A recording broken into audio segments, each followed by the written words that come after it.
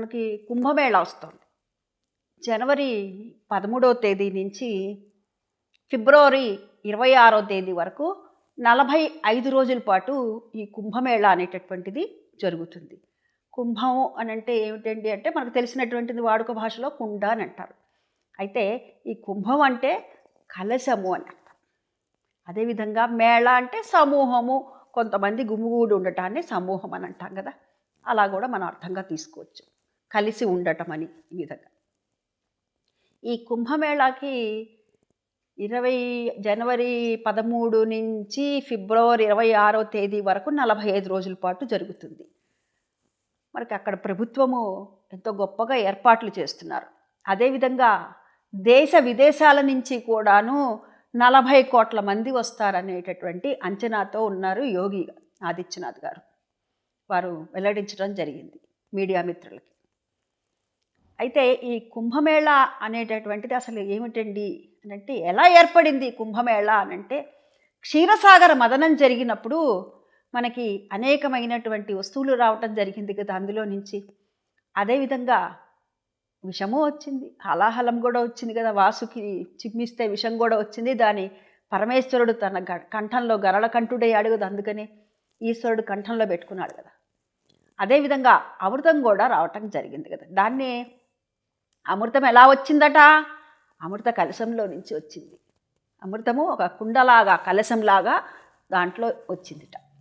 అప్పుడు ఆ అమృత కలశంలో నుంచి 4 బిందువులు ఈ భూమి మీద పడినాయట. ఎక్కడెక్కడ అనంటే ఆ 4 బిందువులే నాసిక్కు, ఉజ్జయిని, హరిద్వారు, అలహాబాదు, ఈ 4 చోట్ల కూడా 4 బిందువులు పడ్డాయి. ఆ విధంగా ఈ కుంభమేళా అనేటటువంటిది ఏర్పడింది.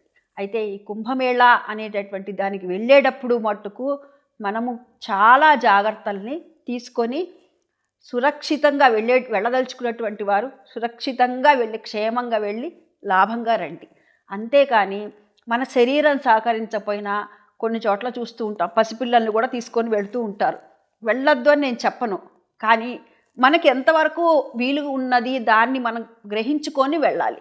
ఉదాహరణకి మొన్న పుష్ప సినిమాలో చూసాం కదండి, ఆ రోజున సంధ్యా థియేటర్ దగ్గర ఘటన మనందరికీ కూడాను ఈ రోజు కూడా కళ్ళకు కట్టినట్టుగా కంటికి కనబడుతూనే ఉంది. అయితే ఇలాంటి సంఘటనలు పునరావృత్తి కాకుండా ఉండేందుకు కాను మన వైపు కూడా మనం జాగ్రత్తలు అనేటటువంటివి తీసుకోవాలి. ఏదో గవర్నమెంట్ మీద తోసేట, గవర్నమెంట్ ఎవరంటే గవర్నమెంట్ అంటే మనం కాదండి, గవర్నమెంట్లో భాగం మనం కూడా కదా, ప్రభుత్వంలో భాగం మనం కూడా కదా. కాబట్టి మనవంతు బాధ్యతగా మనము జాగ్రత్తగా వెళ్ళటం, జాగ్రత్తగా రావటం, ఇట్లా ఇత్యాదులన్నీ కూడాను తీసుకోవాలి. ఇంకా కుంభమేళాలో కనుక ఎవరైతే స్నానం చేస్తారో వారికి ఉన్నటువంటి అనారోగ్యాలన్నీ పోతాయా అని అడుగుతున్నారు.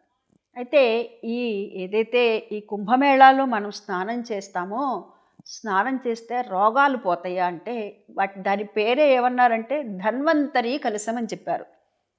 అంటే ఈ అమృత కలశం ఏదైతే ఉందో ఇది ధన్వంతరి కలశం. ధన్వంతరి అంటే మనం ఏమనుకుంటాం, ఆరోగ్యం ఇచ్చేటటువంటి వాడు ధన్వంతరి కదా. కాబట్టి ఈ ధన్వంతరి కలశంలో నుంచి వచ్చినటువంటి బిందువు కాబట్టి అక్కడ స్నానం చేస్తే మనకున్నటువంటి రోగాలు పోతాయి. దీర్ఘకాలికమైనటువంటి అంటే నొప్పులు, కీళ్ళ నొప్పులు, వాతపు నొప్పులు అంటూ ఉంటారు చూసారా, అటువంటివన్నీ కూడాను పోతాయి అని చెప్తూ ఉంటారు. కాబట్టి ఇటువంటి అనారోగ్యం ఉన్నటువంటి వారు కానీ, చర్మ సంబంధమైనటువంటి వ్యాధులు ఉన్నటువంటి వారిని కానీ తీసుకొని వెళుతూ ఉంటారు, మనం చాలా చోట్ల గమనిస్తూ ఉంటాం. అయితే ఇక్కడ అఘోరాలే ముందర ఎందుకు స్నానం చేస్తారు అంటే, ఇక్కడ ఎక్కడ చూసినా కుంభమేళాలో మనం గమనిస్తే అసలు ఈ కుంభమేళా అనేటటువంటిది ఎన్ని సంవత్సరాలకు ఒకసారి వస్తుందంటే, అర్ధ కుంభమేళా అంటే 6 సంవత్సరాలకి, కుంభమేళా అంటే 12 సంవత్సరాలకి, మహాకుంభమేళా అంటే 12 144 సంవత్సరాలకు ఒకసారి. ఇప్పుడు జరిగేటటువంటి కుంభమేళా ఏమిటయ్యా అని అంటే ఇది కుంభమేళా 12 సంవత్సరాలకు ఒకసారి జరిగేటటువంటిది కుంభమేళా అనమాట. దీంట్లో మరి మొట్టమొదట ఏ కుంభమేళాకైనా కానీ అఘోరాలే ముందర స్నానం ఎందుకు చేస్తారు అని అంటే, వారు ఘోరమైనటువంటి తపస్సుని ఆచరిస్తూ ఉంటారు. చలికి వాటికి కూడాను భయపడేటటువంటి వారు కాదు. మనం ఏం చేస్తాము, కాస్త చలిగా ఉందంటే రగ్గు కప్పుకొని పడుకుంటాం. వారు అలా కాదు, లోకమంతటికి క్షేమం కోసమని వారు నిరంతరము కూడాను ధ్యానంలోనే, ఆ పరమేశ్వరుడు యొక్క ధ్యానంలోనే ఉంటూ ఉంటారన్నమాట. అటువంటి అఘోరాలే ముందర స్నానం చేస్తారు. ఆ తర్వాతనే ఎవరైనా కానీ స్నానం చేస్తారు. అది కుంభమేళాలో ఉన్నటువంటి అఘోరాలకు ఇచ్చేటటువంటి ఒకానొక మర్యాదగా మనం దాన్ని స్వీకరించాలి. మరి అఘోరాలే స్నానం చేస్తారు. అఘోరాలు స్నానం చేసిన తర్వాత వారు అదృశ్యమైపోతారు కదండి. అదృశ్యమైపోతారు. మనం చూస్తూ ఉండంగానే అట్లా మాయమైపోతారు కదా. మరి ఎందుకని ఎక్కడికి వెళ్ళిపోతారు అని అంటే, వారు ఎక్కడైతే స్నానం చేస్తారో మనం చూస్తూ ఉండంగా 1 కిలోమీటర్ దగ్గరికి వెళ్ళగానే మన కంటికి కనిపించరు. అది ఒక కనికట్టులాగా చేస్తారు. ఎందుకని అనంటే అది కూడా మనందరి క్షేమం కోసమే. ఎందుకు వారికి అటువంటి కనికట్లు అవన్నీ కూడా ప్రదర్శించవలసినటువంటి పరిస్థితి ఎందుకు అంటే, వారు మన మీద ద్వేషంతో కాదు, మన మీద ఉన్నటువంటి ప్రేమ వాత్సల్యాలతోనే. మనందరం కూడా దేశంలో ఉన్నటువంటి ప్రజలు, ప్రపంచంలో ఉన్న ప్రజలు సర్వేజన సుఖినో భవంతు అంటూ వారు చేసేటటువంటి తపస్సుకు భంగం కలుగుతుంది. అందుకు వారు కొంత దూరం వెళ్ళిన తర్వాత మనకు కనపడకుండా మాయమైపోవటానికి కారణం అదే. ఉదాహరణకి ఎవరన్నా ఒక ప్రశ్న చెప్పేవారు ఉన్నారనుకుందాం. అనుకుంటే మనం ఏం చేస్తాము, ఫలానా వారు ప్రశ్న బాగా చెప్తున్నారట, ఆయన దగ్గరికి వెళితే మనం ఏదైతే అనుకున్నామో అవన్నీ అవుతున్నాయట అని చెప్పి ఇట్లా పెదవి దాటితే పృథివీ దాటింది అంటారు చూసారా. ఆ చందాన మనం ఏం చేస్తాము, నేను వెళ్ళి ఇంకోళ్ళ చెప్తా, ఇంకోళ్ళు వెళ్ళి ఇంకోళ్ళ చెప్తారనమాట. అది మనం మానవ సహజం, మనం చేసేటటువంటి పని.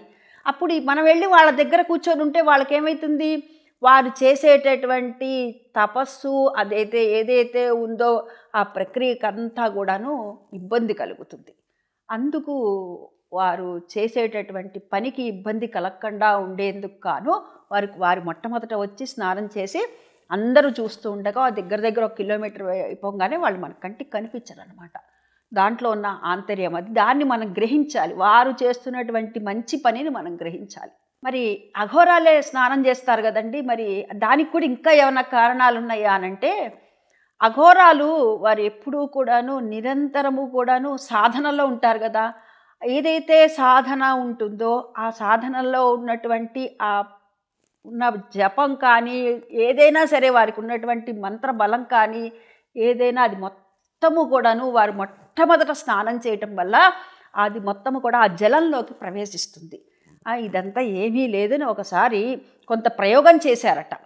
ఏమిటి అనంటే, ఇదంతా కూడా నిజమా అబద్ధమా అని చెప్పి ఇప్పుడు మనకంతా కూడా శంఖంలో పోస్తే కానీ తీర్థం కాదు కదా. అదేవిధంగా సైంటిస్టులు ఎవరో వచ్చారట, కొంత చరిత్ర చెప్పేటటువంటి మాట ఇది. సైంటిస్టులు వచ్చారట, వచ్చి మొట్టమొదట మీరే ఎందుకు చేయాలి స్నానము ఇది అని అంటే, మీరు చూసుకోండి మాకేం అభ్యంతరం లేదు, మేము చేయమంటే చేస్తాము, లేదు అని చెప్పారట. చెప్తే ఆ విధంగా మొట్టమొదటగా వీరు స్నానం చేయకముందర అందులో గనక చూస్తే 85% నీటిలో కలుషితమై ఉన్నాయట. తర్వాత వీరు స్నానానికి వెళ్ళారట ఈ అఘోరాలు. స్నానం చేసిన తర్వాత యువతలకు వచ్చిన తర్వాత మళ్ళా వాళ్ళు పరీక్షించారట ఆ నీటిని. 95% శుద్ధి అయినట. 95% అది ప్యూరిటీ ఉందిట అందులో. అందుకు గాను వారిది ఏదైతే ఉందో, వారికి రాసుకునేటటువంటివి కానీ, లేకపోతే కనుక వారికి ఉన్నటువంటి తపస్సు కానీ, వారి సాధనా బలం కానీ అదంతా కూడా ఆ నీటిలో ప్రవేశిస్తుంది అని చెప్పి నమ్మికతో మొట్టమొదట వారిని స్నానం చేయమంటారు. అది దీంట్లో ఉన్నటువంటి ఆంతర్యం. అందరూ కూడా కుంభమేళాకి వెళ్ళగలిగినటువంటి వాళ్ళు వెళ్ళండి. అదేవిధంగా వెళ్ళలేని పరిస్థితుల్లో ఎవరైనా వెళ్ళినటువంటి వారు ఉంటే, ఇప్పుడు గంగ ఏం చేస్తున్నామండి మనము, ఏదైనా మనకు శుభ్రం చేసుకున్న తర్వాత, ఏదైనా జాతా శౌచం వృథా శౌచం అయిన తర్వాత మనం ఏం చేస్తున్నాము, గంగ జల్లుకోట్ల ఇంట్లో అంతా కూడా ప్రోక్షణ చేసుకుంటున్నాం కదా. అదేవిధంగా ఎవరైనా వెళ్ళినటువంటి వారు ఉంటే, మనం వెళ్ళలేని పరిస్థితుల్లో కుంభమేళాకి అక్కడి నుంచి నీటిని చక్కగా తెచ్చుకొని మనం కూడాను ప్రోక్షణ చేసుకోవటం, మనం స్నానం చేసుకునే దాంట్లో మనం పైన చల్లుకోవటం తల మీద ఇత్యాదులు చేయవచ్చు.